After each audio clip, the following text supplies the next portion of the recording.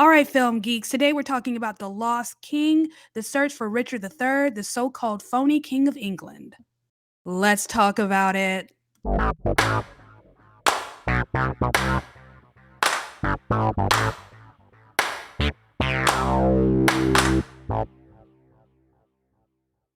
What's up, y'all? Welcome back to another episode of All Right, Let's Talk About It. My name is Savannah. I am your host. I do film reviews and film industry commentary. Now, we had a bit of a break last week. We did have an episode last week. It was last Monday, the 13th, and that was the Oscars recap, but we did not have a film review last week. Why? I didn't see a movie on Thursday. This is like the weird part of the dump months being January, February, March, where it kind of lulls for me. A lot of the movies that come out around this time, I'm just not all that interested in. And all of this comes out of my pocket. So I have to be wise with where I spend my popcorn money because I have AMC A-list. I just pay $20 a month. I see 3 movies a week. So I have to be very wise with where I spend my popcorn money. And I did get to see Shazam. I saw it Friday. And we'll talk about that at some point. I have a lot of questions, especially with the way Ant-Man performed at the box office, but, that's getting off topic. And I was kind of wondering what I would get to see this week, because John Wick 4 is out, but I haven't seen 1, 2, and 3. I know, shameful, come at me, I really don't care, but I just haven't. But I had considered at one point just going to watch 4 because Bill Skarsgård is in it, and I like looking at him. That's it. That's the tweet. That would be my justification for watching it out of order. But after reading the synopsis, it looks like I really do need to watch 1, 2, and 3. It's not like, Scream, where you can watch them out of order, or watch the very recent one, having never watched the first 5, and you still kind of get a sense of what's going on, right? So I was left with very little options, which is kind of annoying. So I'm looking to see what I can watch, and I see a ticket for The Lost King, but I also know A Good Person is supposed to come out this week, and that's what I really wanted to see. But it's limited release, which means I have no idea when it's going to get to me. A Good Person starring Morgan Freeman and Florence Pugh, if I'm pronouncing her name correctly. Probably not. But there were no tickets available for it. So I decided I'm going to get The Lost King. That was actually on my list of movies to see anyway. So The Lost King. And I went back to AMC to see maybe if there's a movie I could watch maybe Friday or Saturday, because that seems to happen a lot where I watch a movie Thursday and I also watch another movie Friday. And lo and behold, all of a sudden, out of nowhere, there are tickets for A Good Person. So I exchanged the tickets. I got A Good Person for Thursday, and I figured I'll just see The Lost King some other time. Well, I go to the movie theater, ready to show my phone so the lady at the desk can scan my QR code, but I'm at the wrong theater. I went to my regular spot, and the theater is actually at Elmwood and Harahan. Well, because I wait until the very last minute to get to the theater because, one, I've seen all the trailers, and two, because I have an A-list membership, I get through the popcorn line very quickly. So I don't waste time. There was no way I was going to be able to get to Elmwood within 20, in the allotted time and not miss some of it. And I wasn't interested in missing any of it. So I just exchanged the tickets again. So I saw The Lost King last night, and then I will actually be seeing A Good Person in a couple of hours, a little less than 3. So the plan is to see A Good Person, come back home, record an episode, and hopefully, cross your fingers, hopefully get that to y'all by 6. Again, cross your fingers. But let's talk about A Lost King. So the truth is, had I seen A Good Person first, I probably would not have gotten around to seeing this, even though it was kind of on my list of movies to see. But I'm so glad things turned out the way that they did, because wow, this was such a beautiful film. So, directed by Stephen Frears, this stars Sally Hawkins, Stephen Coogan, who also helped produce, Harry Lloyd, Mark Addy, James Fleet. This is about Philippa Langley, played by Sally Hawkins, and the role she played in the discovery of the remains of King Richard III. So this is what I came to understand about King Richard III, because I'd actually never heard of this particular dude until last night. Whenever I hear King Richard of any kind, I immediately think of the Robin Hood, the cartoon version, because that's my favorite, and how he was hypnotized and sent on a crazy crusade, and then that song right after the archery tournament, phony King of England. Like, so funny. And that's the first thing that pops into my head. The lion, King Richard. But King Richard III was clearly a real person. So, this is what they know about the man, that he clearly died in battle in 1485, but no one was sure as to where his remains were. There were rumors or assumptions that his remains may have been thrown into a river and scattered. And there are people who believe that he was just buried somewhere. There was some documentation that his remains were collected and he was buried somewhere. It was just a matter of finding it. So Philippa Langley in this movie, now this is based on a true story, but I'm not sure what's true and what's not. Again, I've never heard of her or really King Richard III until this movie. So I can only judge what the movie's telling me. So what we know from this movie, and this is what it happened, is she takes her son. Let's backtrack a little bit. So Philippa Langley is, according to the movie, she's a 45-year-old divorcee who suffers from chronic fatigue syndrome. And that's very important because chronic illnesses, and anyone who has a chronic illness can tell you that it's really hard to get people to take you seriously. Not just, regular everyday people, but even doctors. There are a lot of doctors, when looking at chronic illness, chronic fatigue syndrome in particular, they don't even believe that they exist. So there's something wrong with you, and no one believes you. But Philippa Langley is lucky in that apparently she does have a doctor who believes her, and she's on medication to maintain it. However, there seems to be a bit of prejudice with respect to her and her illness. So 45-year-old divorcee suffering from a chronic illness, and we meet her when she's on her way to the office and she gets passed over for a promotion because, one, apparently she's not young and fresh enough. The boss wants to give this younger generation an opportunity, despite the fact that she's been there for a long time. She's done good work. She's made deadlines. And also the doctor brings up her illness. Not doctor, but her boss brings up her illness and seemed to think that her illness affects her performance, but she disagrees. Dismissing her outright because sometimes she has to take days off because she's just so worn down and so worn out that she can't really function. And so we have this woman who there seems to be these misconceptions about who she is and how she functions, how she performs, what she's capable of, and the good that she does. That's her frustration, is her boss clearly doesn't see the contributions she brings to the workplace. She feels like she does not matter. Well, then we get to a part where she takes her oldest son to see King Richard III, the Shakespeare play. And there's something about this performance that just kind of snatches her. And she finds a bit of a kindred spirit in King Richard III. She connects with this character. It's almost like she found something relatable to her own situation, because you have this king in this play who is more fiction, it seems, than actual nonfiction, because a lot of what we know about King Richard III before this all happened, the discovery of his remains and all that, a lot of what we know came from Shakespeare and his kind of fictionalized version of who this man was. This man who apparently may have killed his nephews to ascend to the throne. I had to look up a word I'd never heard before: usurper. I think I've heard the word before, but I've never actually seen it in a sentence, and now I have, and I had to actually look it up. This man who may have had a hunchback, this man who was said to be, ruthless and cruel, and she connects with that in a way. These misconceptions about a man, and there's no evidence for it. And he's not alive to speak for himself and tell the truth.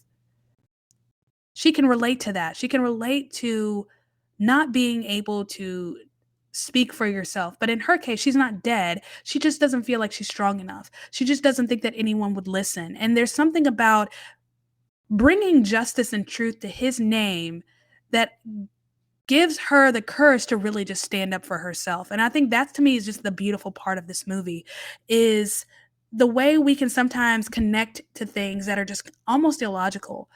We're talking about a dead king who is mostly fiction from what she'd been told up to this point, and she connects with that.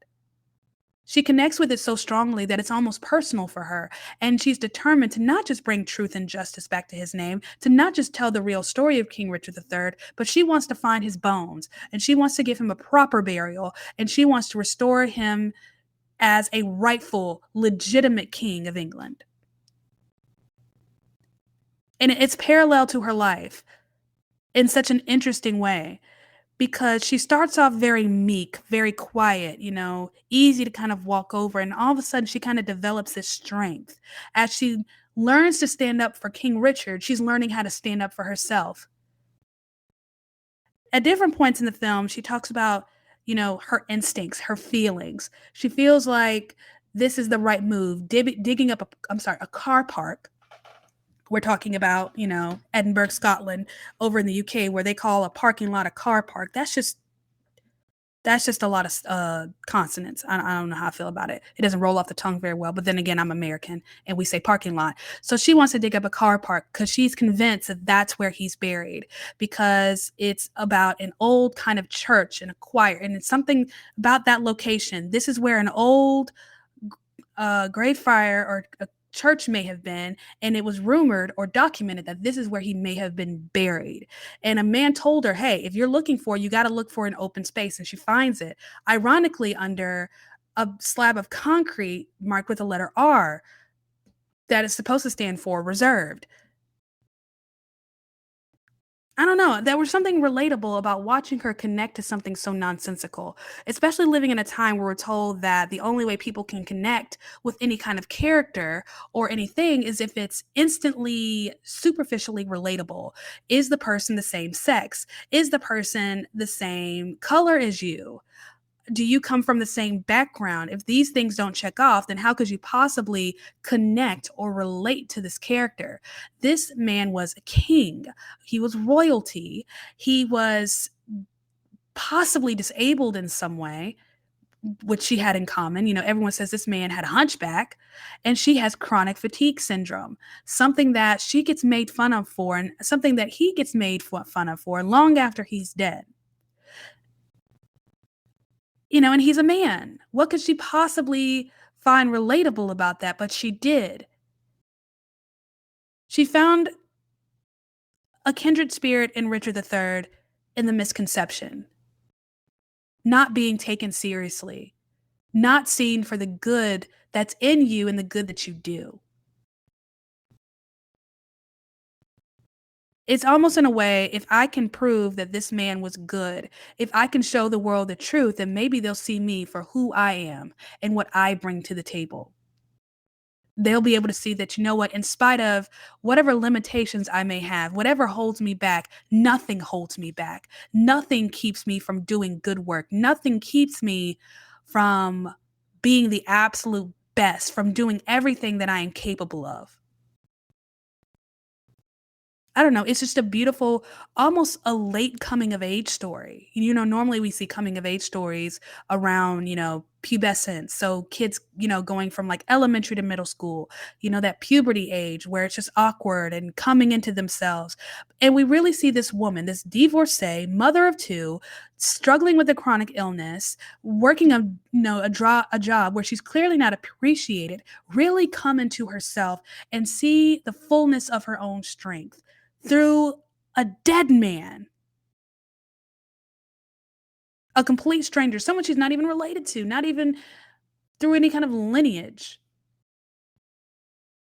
This film is ultimately one about justice, truth, the process of finding the truth. Because a lot of people seem to think that justice is an outcome. No, justice is a process. And this is about the process of not just unearthing the truth, but displaying it for the world to see. Because she doesn't just stop fighting when his bones are found. She keeps fighting until his name is restored, until the whole world knows he is a legitimate king of England. No, he did not murder his nephews to gain the throne. No, he wasn't just a hunchback. He just had scoliosis, a curvature of the spine.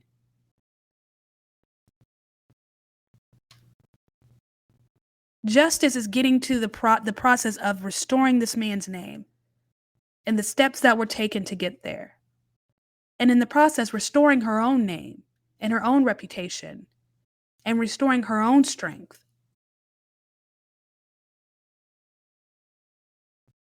I don't know. I just thought this was absolutely beautiful and relatable in a way.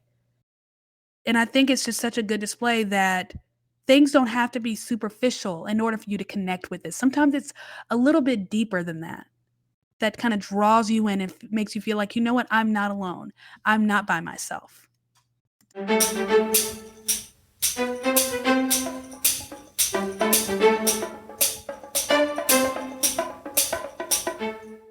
Now, whether or not this movie is quality is a completely separate question than what is this about? What is the context? Did I enjoy it?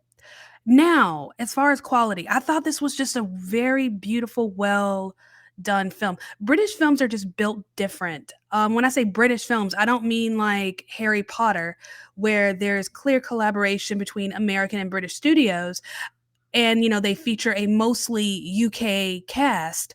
I'm talking about British films built by British studios that might be distributed by American companies, because obviously you're going to need an American distribution company to distribute in the States. It's not like it's a requirement, but it's obviously helpful.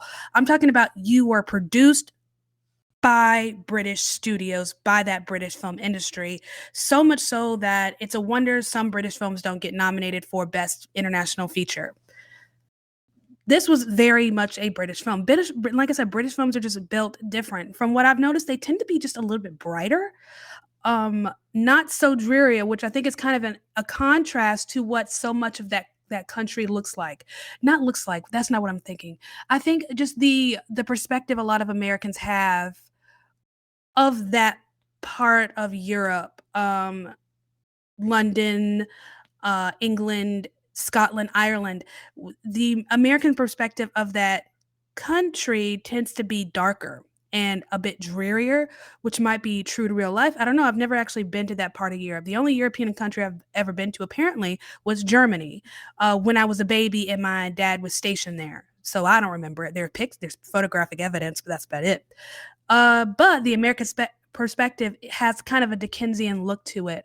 Not that there's this negative connotation associated with those countries, but there's something about the unique beauty of that part of the world, the beautiful, lush English countryside, and the Scottish castles, the Scottish greenery that in American cinema tends to have a very overcast look. It's there's something about it that gives it an extra little contrast that brings out that green and brings out the stone. It's just different. But then when you have a film that's set over there, it looks like it's all of that, it tends to be a bit brighter. And I don't know if that's kind of to offset the American view, or even because it's a little more overcast. It rains a lot over there, kind of like our Seattle or some Pacific Northwest, that the overcast is just true, that they really want to display just how bright and beautiful this place is, more so to match the character and the mood. Does that make sense? But that's just something I've noticed with British films, is they tend to be a bit brighter as opposed to the way that part of the world is portrayed by American cinema. They're both beautiful. It's all about displaying the beauty, but there's something about the contrast, the slight darkness, and then the bright green that Americans are just obsessed with. Whereas the British, when they film their landscape, is like, we want you to see everything in the bright, beautiful glory. Here it is. And it's lovely. Uh, so this was beautifully shot. I think I don't know. I don't. It makes me wonder though, if when you live over there and you see stuff like that all the time, it's your normal. It makes me wonder how you perceive it when you see it on screen. Now, a movie that came out this past summer, "Where the Crawdads Sing," takes place in North Carolina, coastal North Carolina, but it was filmed, basically my backyard. So in the marsh and swamp of Louisiana, South Louisiana, parts of it were filmed in New Orleans. And I don't know, I've only been here for a little over 3 years.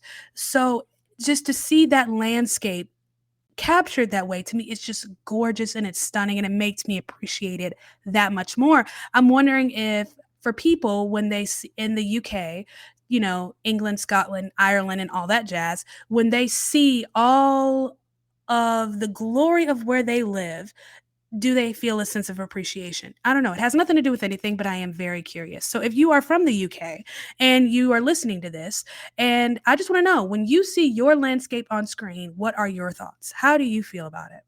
Because I know when I see some of the most beautiful parts of America on screen, it fills me with a sense of pride. I'm just curious what that looks like from a different perspective. But the film is beautifully shot. And again, I think that has a lot more to do with me being an American and that place being so foreign, and the way it's captured is just beautiful. It's the best of it, and it never gets old. It never gets old. And then you go into the acting. Sally Hawkins is just wonderful in this.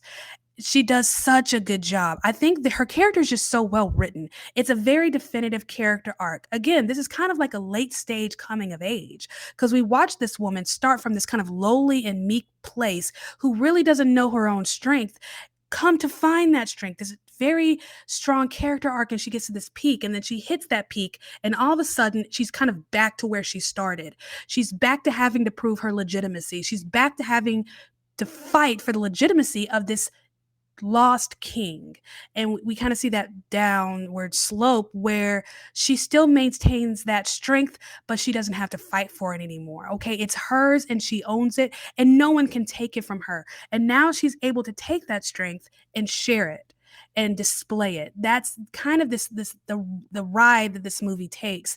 The character is just so well written. She's such an incredible actress, and she did such a great job. You had supporting in Steve Coogan, who helped to produce this, who plays her ex-husband. I didn't like him for a good chunk of the movie, not so much his acting, but just the character. Like, I really didn't like him. Loved her. Loved everything about her. And I loved everything she loved. Her obsession with King Richard III became my obsession. She really has a knack for kind of bringing you in and making you kind of feel what she's feeling, and her kind of mixed feelings about her ex-husband. I felt that as well. But as she started to grow more fond of him and started to love him again, I started to give him a break. You have, I believe, Andy Mack, who, let me make sure I'm getting this man's name right. Bless his heart. It's Mark Addy. I was close. Who's Andy Mack? Oh, that's a Disney Channel show. My bad. Mark Addy, who plays Richard Buckley, who is an archaeologist for a university, and she enlists his help though, so that she can dig where she's pretty sure he is located, where his body is. And he's a bit of a shady, snaky character who finds a little bit of redemption at the end. It's just it's classic cinema storytelling. Just the basics. You know, your protagonist, who is goes through the familiar character arc. You have kind of an antagonist in all these forces that are kind of pushing against her, even in people who are close to her, who have an antagonistic value to them, until they kind of find their own little bit of redemption and, you know, fellow sidekicks and characters, people that kind of help to move the plot along and push her forward. So very just classic good cinema, good on-screen fun. You don't see that anymore. Everyone's trying to be different. I don't know if you go on TikTok or not, but there's a lady who, you know, kind of, I'd say, air quotes, reviews some of the worst cooking videos, and she always says, everybody's so creative. That's kind of where cinema is right now. Everybody's so creative. Everybody's trying to do something extra and different. And sometimes what you want is just classic cinema. And I think that's why Top Gun Maverick did so well. It's classic cinema. It's just classic cinema. Straightforward. And I think that's something to appreciate here. But yeah, it's well written, it's well shot, very well acted. You have Harry Lloyd, who is kind of playing three different characters in a way. He plays a guy named Pete. We don't really learn his name until the very end. Pete plays King Richard III in the play that she sees at the beginning of the film. And then, so he's playing Pete. He's playing Pete playing King Richard III. And then he becomes sort of an apparition, someone that we kind of see to represent King Richard III throughout the film. Almost like a comrade for her, a confidant, you know, the people closest to her think she's crazy, think she's lost her mind, think she needs help, think she needs to slow down. And the little bit of motivation, is in seeing kind of this apparition of King Richard III. But I think he's supposed to represent her motivation, a quick reminder as to why she's doing this, because instead of letting him become this idea, this kind of symbol, she is reminded time and time again that she is fighting for a person, even though he's no longer with us. So that's always tricky. You saw that in Everything Everywhere All at Once with Michelle Yeoh, how she had to kind of play all these little different characters throughout the film, and I think that's what got her the Oscar. But we're seeing that slightly on a smaller scale with Harry Lloyd playing Pete, then playing Richard III, and then him being kind of a Richard III from her perspective, someone of royalty and grandeur in his royal frock, as she sees him, not as the world sees him, because the world sees this, takes place in 2012, but the world sees King Richard III as this illegitimate bastard for word's sake. And she sees him as this legitimate king, this man who deserves his crown, who deserves his noble steed, who deserves his coat of arms. That's how she sees him, and that's how she continues to see this apparition. I thought that was very interesting, how she keeps the prize in mind. She always keeps what she's fighting for at the forefront, and she doesn't waver. So hats off to Mr. Harry Lloyd. But yeah, I thought this was just a solidly beautiful film, simple classic cinema, definitely worth the ticket.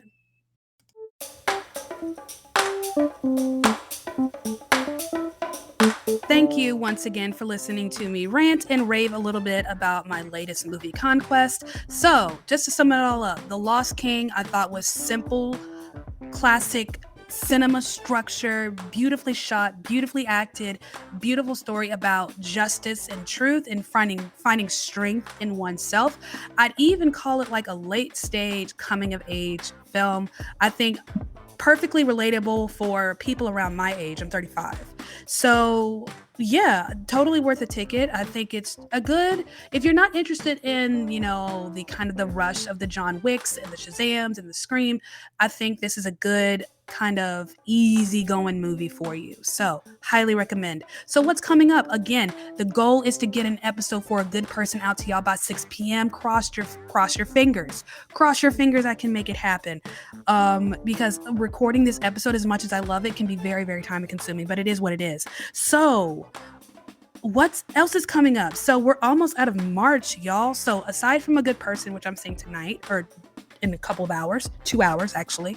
I actually need to fix myself breakfast. So I purposely did not feed myself after I got home from the gym, because I knew that once I sat down, I wasn't going to get back up and this would never get done. So that's what's got to happen.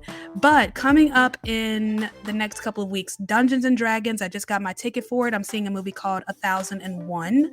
Also, next Friday stars Tiana Taylor, I believe, if I'm not mistaken. And then we get into April. So what's coming out in April? A couple of movies, I'm not sure, but Super Mario Brothers, Paint with Owen Wilson, I kind of want to see. It looks like it's a Rob, I don't even remember the man's name. The man with the afro who used to paint things and he sounded like really, really sweet, like he was happy all the time. I just forgot his name. That's terrible. But it just happened. So Renfield with Nicolas Cage and Nicholas Hoult. The Pope's Exorcist, which I think stars Russell Crowe. I've never really seen him in horror, not that I can remember. So, and I haven't seen Russell Crowe on the screen in a long time. Sweetwater, a basketball movie, The Covenant with Jake Gyllenhaal. I love Jake Gyllenhaal. I also love him in any kind of army related role because he just looks good in uniform. So I can't wait to see that one. Big George Foreman also coming out. A lot of Christian movies this year. It's interesting to see. And then Are You There, God? It's Me. Margaret. I am so looking forward to that. I read that when I was little and I really want to reread it because I don't quite remember everything that happens, but I'm really excited to see that at the end of April. Now, there are some limited releases that I am looking out for. Beautiful Disaster is a limited release. I actually got my ticket and that was not included in my AMC A-list benefits. That ticket was $15. I'm a little perturbed. I'm spoiled and a little bougie. It is what it is. So that is the week of April 14th. So I'm seeing that April the 13th on a Thursday. What else? Mafia Mama with Toni Collette. That looks so ridiculously goofy. I'm very excited. Chevalier, about the kind of the Marie Antoinette era violinist black man.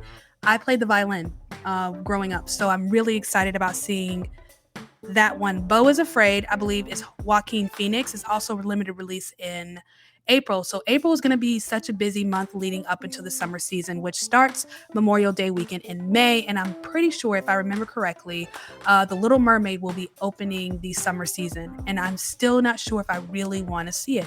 I haven't really been interested in seeing any of the Disney remakes, the lazy representation. It kind of gets on my nerves. I said what I said. You want me to expand on that? Let me know. I have no problem. So that's what's coming up. We just talked about The Last King. Cross your fingers for a 6 p.m. episode of A Good Person. And I will see you hopefully in a couple of hours.